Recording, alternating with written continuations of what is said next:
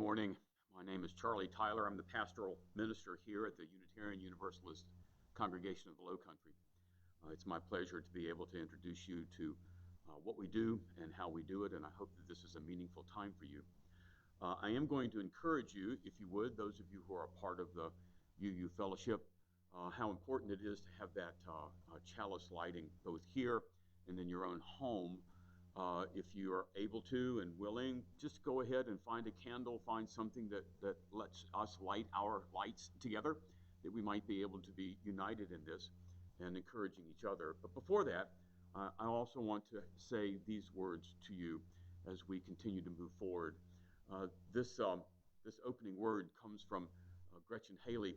I've quoted her a couple times now. She's a minister in Fort Collins, Colorado. She has a collection of poems and writings that are quite significant. And so I wanted to share them with you. This is titled The Longing for Something More, the longing for something more, that quest for truth and meaning, which is a part of our fourth principle. And Reverend Haley writes this. She says, "Every little thing that breaks your heart is welcomed here. We'll make space for it. Give it its due time and praise for the wanting it represents, for the longing for something more, some healing hope that remains not yet. We promise no magic, no making it all better, but offer only the circle of trust, this human community that remembers, though imperfectly, that sings and prays, though sometimes awkwardly, this gathering that loves, though not yet enough. We're still practicing, after all, still learning, still in need of help.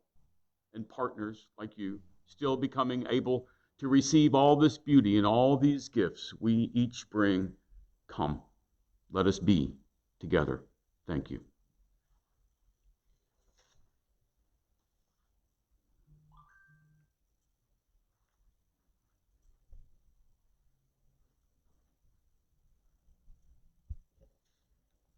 Good morning.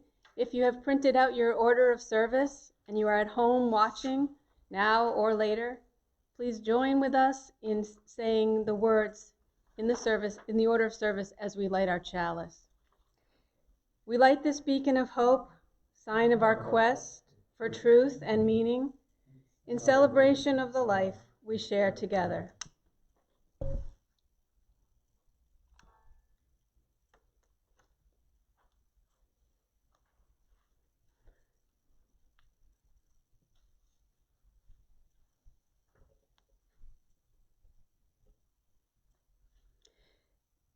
This morning, Charlie's going to talk about our fourth principle, which is a free and responsible search for truth and meaning. And basically what that means is that we believe every person must be free to search for what is true and right in life for them, which sounds pretty simple, but it is not always as easy as it sounds. To give you an example, I thought I would talk to you a little bit this morning about a man named Ethelred Brown. Some of you may know his name. Ethelred Brown was the first black person to become a Unitarian minister. He was born over 100 years ago in Jamaica, and when he was a boy, he went to church. I think he went to an Episcopal church. And one Sunday, actually Easter Sunday, he started listening to the words that were being said. And he heard, "We believe the Father is God, and the Son is God, and the Holy Spirit is God, and that they are not three gods, but they are one God." And this did not make sense to him. Worshiping the Trinity and a lot of other things that the church was saying did not agree with him. So at a pretty early age, he decided that he was going to have to search for what was true and what felt right for him. One day he found a booklet at his uncle's house, and it was written by the Unitarian minister, the Reverend William Ellery Channing. And the booklet said, "The Lord our God is one God." And to him that made sense. So he began reading as much as he could. And all of his searching for truth and meaning made him decide that he was a Unitarian. And this was good, but there were no Unitarian churches in Jamaica. So he knew he was going to have to find his own way. And that's what he did, and it took him a long time. He became an accountant, and he got married, and he had 4 children. And when he was 32 years old, he decided to become a Unitarian and start a Unitarian church in Jamaica. But at that time, he didn't even know any other Unitarians at all.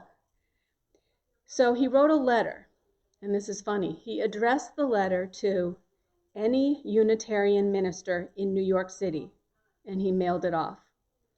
Well, eventually he got a letter back, which told him that he was going to have to go to school in the United States if he wanted to become a Unitarian minister. Well, he didn't have much money, and he'd never been out of Jamaica, but that did not stop him. He asked people to give him money. He said goodbye to his wife and his 4 children, and he got on a boat and he came to America. Well, he finally got here. The United States wouldn't let him stay because he didn't have the right papers. Well, that didn't stop him either. He went back to Jamaica, he saved up some more money, he got the papers, and 3 years later he came back to the United States. This time he spent 2 years in school learning how to be a Unitarian minister, and he was ordained in 1912. Ethelred Brown was the first black person to become a Unitarian minister. Now this was all 100 years ago, and people of different colors didn't mix at all. And he was told that he couldn't be in a church with white people, and he needed to be in a church with black people. And the problem with that was that there were no Unitarian churches with black people. So even the Unitarians were telling him that he couldn't be a Unitarian minister. But this didn't stop him. He went back to his wife and his children in Jamaica, and he started a Unitarian church there. And it wasn't easy, but he kept on searching for what was right for him, what felt right. 8 years later, he moved back to the United States, and this time he brought his family with him. And they moved to New York City, and he started the Harlem Community Church in 1920. And he was the minister there for 35 years. I always think of Ethelred Brown when I think of the 4th principle because he really lived it. All of his life, he kept searching for truth and meaning. And in our hymn book, we have a tune that's named after him. It's number 116. It's called I'm on my way. I'm on my way to the freedom land. You know, we sing it sometimes. But he's also remembered for these words, which are just as meaningful today as on the day that he wrote them. He wrote, as we pray for peace in our time, O God, may we be at peace with the world, with ourselves, and with thee. May we know that without love there will never be peace. Teach us, therefore, to love. And with that, I would just like to give an announcement about a justice rally that will be taking place this afternoon on Hilton Head Island. It is going to take place between 5 p.m. and 7 p.m. at Chaplin Park. I believe the first hour or so will be a gathering, and we will be listening to speakers. And from there, the group, whoever gathers, will march or walk from the park out to 278. We'll have the bike path roped off, and we will walk along 278 and then circle back around to the park. It's a justice rally that I hope we can all see each other at. Thank you.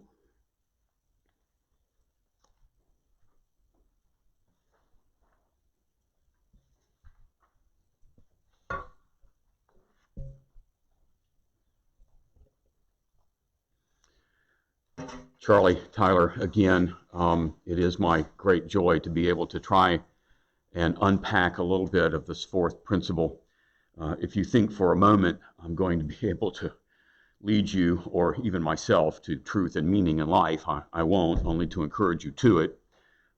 In making preparation for this particular message, and really for the rest of my life, I've been leaning on a couple books here recently. One of them I showed to you last week, The 7 Principles in Worship, in Word and Worship.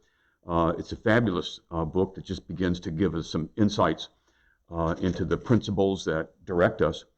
And also, I have just been introduced to Viktor Frankl's book, Man's Search for Meaning. And you should know that this is a very difficult book. It's not one of those fun things that you would pick up, and certainly not even philosophical. Viktor Frankl, some of you may know, was a a German psychologist and psychiatrist in Germany in the 30s and 40s, and followed his family into the concentration camps. And from there, he wrote about the experiences that he had, obviously losing his parents, but managing himself to get out. And there is a very difficult quality to that quest for meaning that Frankl writes about. And so I'm humbled by having it in front of me and continuing to press forward with learning and understanding more of it. If you're not familiar with it, go get it. Some of you were exposed to it back in high school or college, where I should have been too. I was embarrassed that I had never read it until I'm in my mid-60s.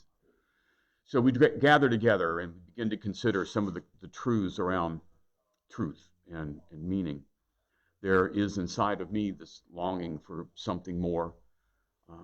I think there probably is inside of you too. That's why we're a part of this spiritual gathering that's always on a quest, never satisfied with what we do know, always looking for more. And as I begin to consider this search for meaning, this quest for truth, I begin to hear Mary Oliver's oft-quoted words still ringing in me, and it still challenges me when she writes at the end of one of her poems, "Tell me, what is it you plan to do with your one wild and precious life?" Yeah, I think we all need to be asking ourselves that, no matter where we are, whether we're just a teenager getting started in this one wild, precious life, or decades into our one wild, precious life. We need to continue to keep asking ourselves that question, because there is truth and there is meaning when we can ask that.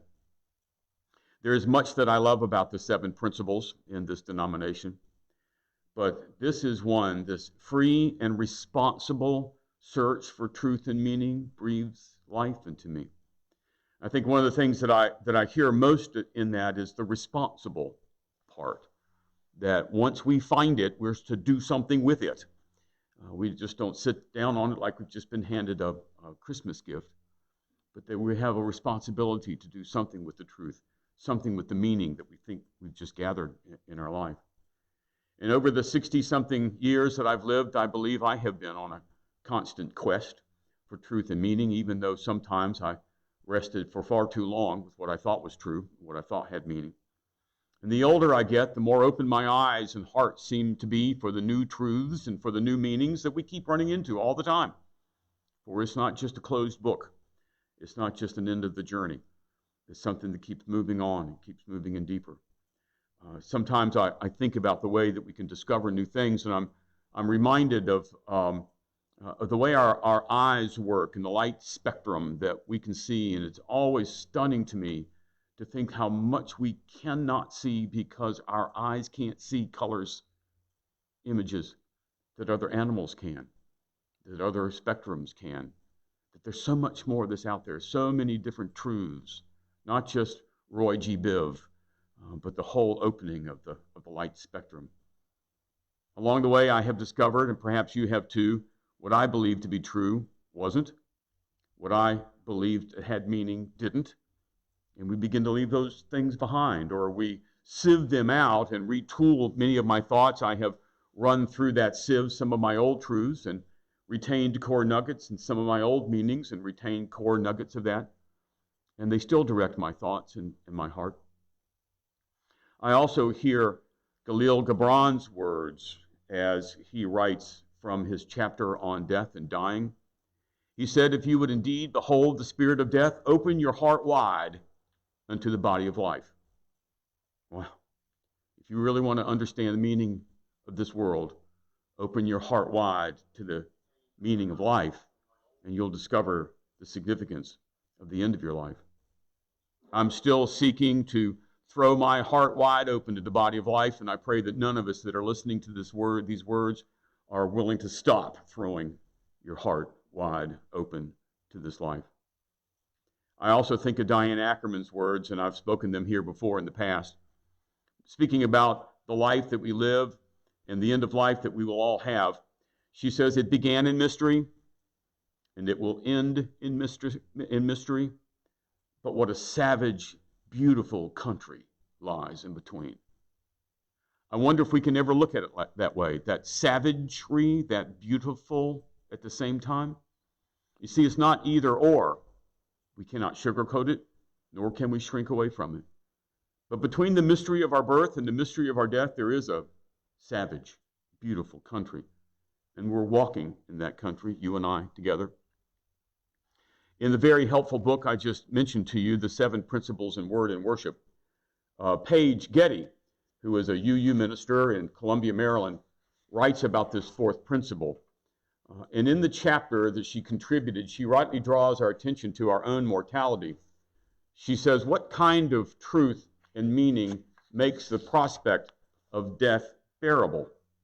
To live daily with the knowledge that we will all one day die, we need to know what makes the living worth the effort.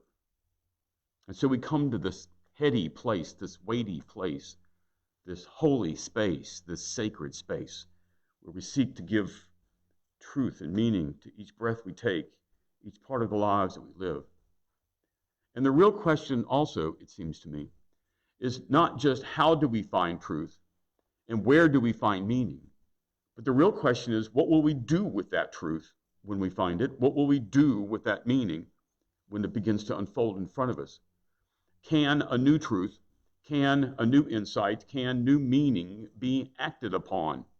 Or do we just gaze at it and become navel gazers that are so self-centered we can't move forward?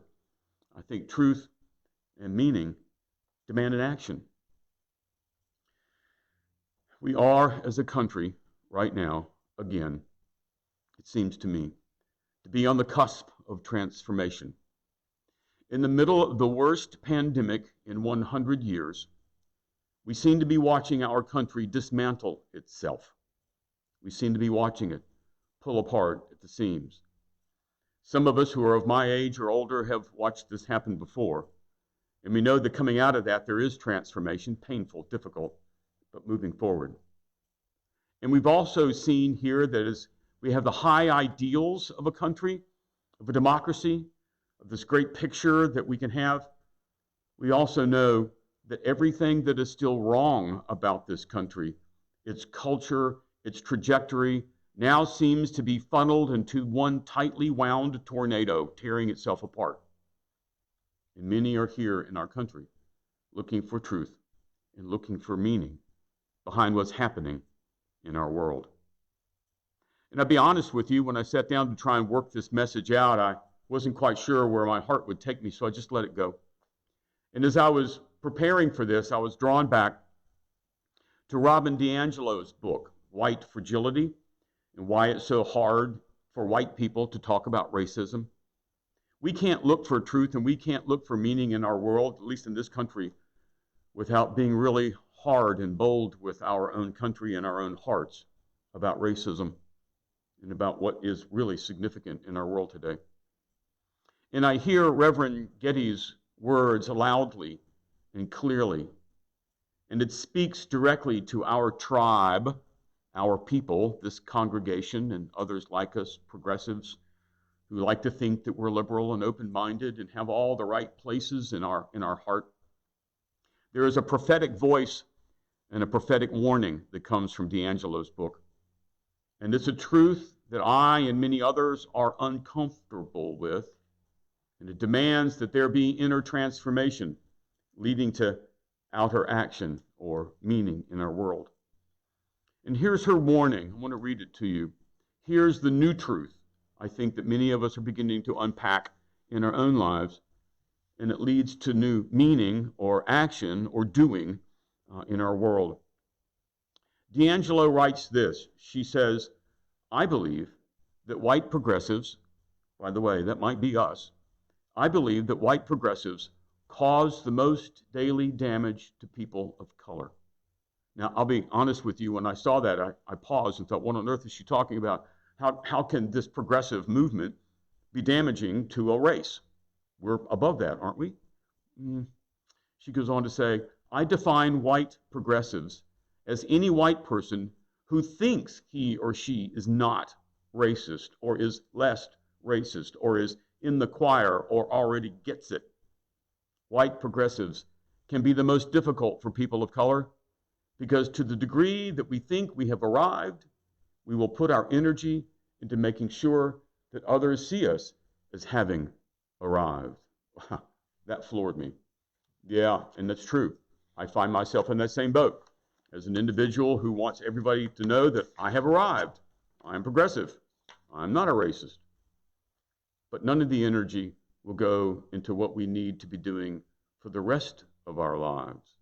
Engaging in ongoing self-awareness, continuing education, relationship building, and actual anti-racist practice. There's that doing again. White progressives do indeed uphold and perpetuate racism. But our defensiveness and certitude make it virtually impossible to explain to us how we do so. I think D'Angelo is really spot on there, and she really unnerves us, unnerves me as I read these words. These days of rage have forced us to stop and re-examine something that many of us have built into our institution, and we are bloody proud of our progressive stance, which might lead to even more damage for the healing. Some of you know that I enjoy reading a progressive minister in the Christian faith, John Pavlovich. I quote him from time to time. And he has one of his posts that I wanted to share with you this morning. He titles it Black Lives Matter, and actually this is about action. And if you'll be patient with me, let's let him speak to us for just a moment. He writes, I've heard you say it and I've seen you tweet it, but I wonder what it means to you, this Black Lives Matter. Here's what I hope it means. Meaning, I hope Black Lives Matter enough for you to anger your white friends, enough for you to interrupt your uncle's next racist diatribe, enough for you to mess up your holiday gatherings, enough for you to get blocked by your high school classmate, enough for you to confront your minister, enough for you to turn over some tables in your white church, enough for you to lose people you love, enough for you to brave all the eye rolls of coworkers, enough for you to share videos you know you'll get pushed back for, enough for you to not get invited to the neighborhood Christmas party, enough for you to step into the minefield family conversations you once avoided, enough for you to risk being seen as the angry one by extended family, enough for you to say something to the belligerent guy at the table next to you, enough for you to be pushed to the ground by police, enough for you to brave rubber bullets and tear gas, enough for you to be threatened with violence by passersby, enough for you to be cussed out by a stranger, enough for you to speak when you used to stay silent, enough for you to stay after the protests die down, enough for your advocacy to outlast the news cycle, enough for you to read books that make you uncomfortable, enough for you to challenge your own assumptions, enough to name your own prejudices, enough for you to campaign for black candidates, enough for you to vote differently, enough for you to get off the fence of ambiguity and into the fray of clarity. If black lives don't matter that much to you, well, then they don't matter that much to you. They were merely a temporary emotional intoxicant that you injected for a few days to give you that momentary high of low-cost moral superiority and cheap compassion. Wow.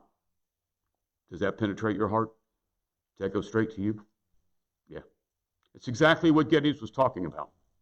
These cheap highs of low-cost moral superiority and cheap compassion. I think it's time for that to be done with. And if you and I are going to claim this fourth principle, as important as it is, significant as it is, then let's lay hold to it. We're living in a time right now where you and I might be able to best see how to put that truth, that meaning to work. I think words like this Christian pastor who challenges us with a violent clarity of what our world can be gives us this place to stand. Let's stand there. Let's do something about it. Thank you for listening. I appreciate the time that you've given, and I hope that we might be able to move together forward with something really quite meaningful. Thank you.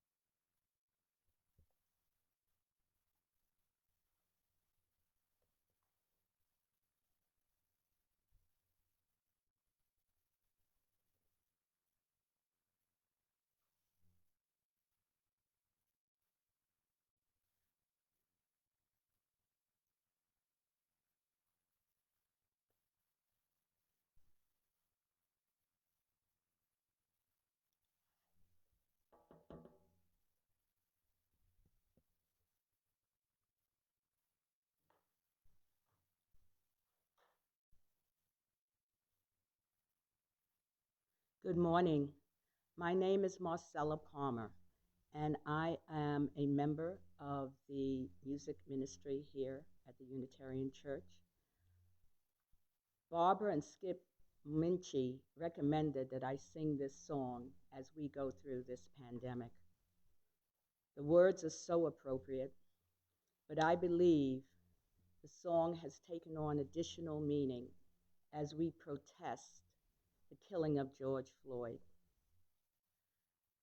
I think about his asking for humanity and not receiving it when he cried out those words, "I can't breathe."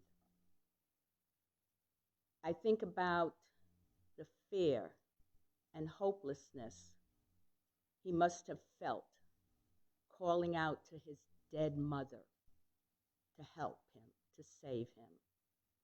And I know that she was there and they crossed the bridge together.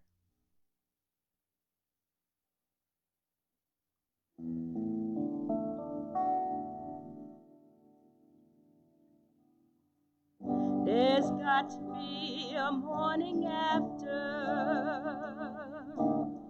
if we can hold on through the night. We have a chance to find the sunshine. Let's keep on looking for the light. Oh, can't you see the morning after? It's waiting right outside the storm. Why can't we cross the bridge together and find a place that's safe and warm? It's not too late. We should be giving. Only with love can we climb. It's not too late, not while we're living. Let's put our hand out in time.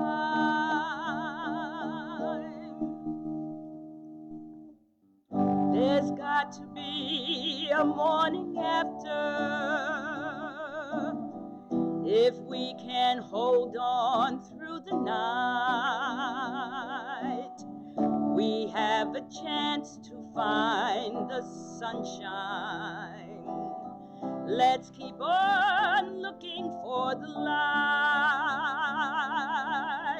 Oh, can't you see the morning after? It's waiting right outside the storm. Why don't we cross the bridge together and find a place that's safe and warm? It's not too late. We should be giving. Only with love can we climb. It's not too late, not while we're living. Let's put our hand out in time. There's got to be a morning after. We're moving closer to the shore. I know we'll be there by tomorrow, and we'll escape the darkness. We won't be searching anymore.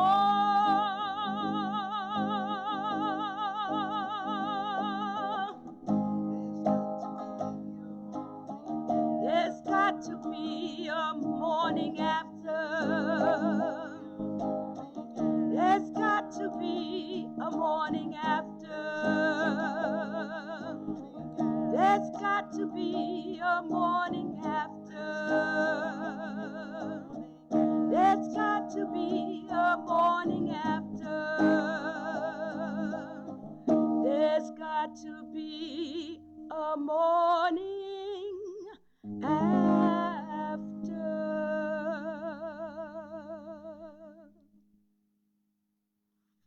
Thank you.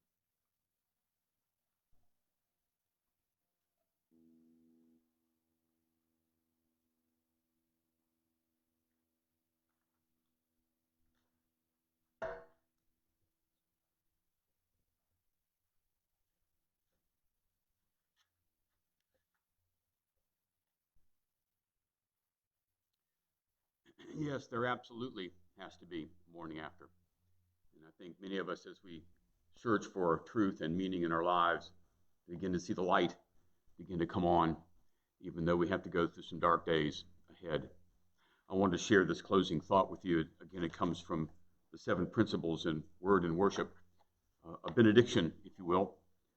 To walk purposefully in the light truth sheds, steadily in the openness justice creates, and compassionately in the warmth love radiates, shall advance us toward the good, and shall, in the end, make us responsible on the earth and fit companions for each other.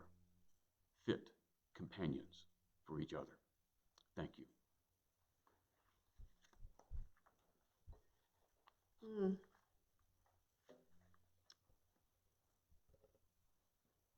As the song said, let's cross this bridge together to a place that's safe and warm. And let's extinguish our chalice with the words in your order of service. We extinguish this flame, but not the light of truth, the warmth of community, or the fire of commitment. These we carry in our hearts until we are together again.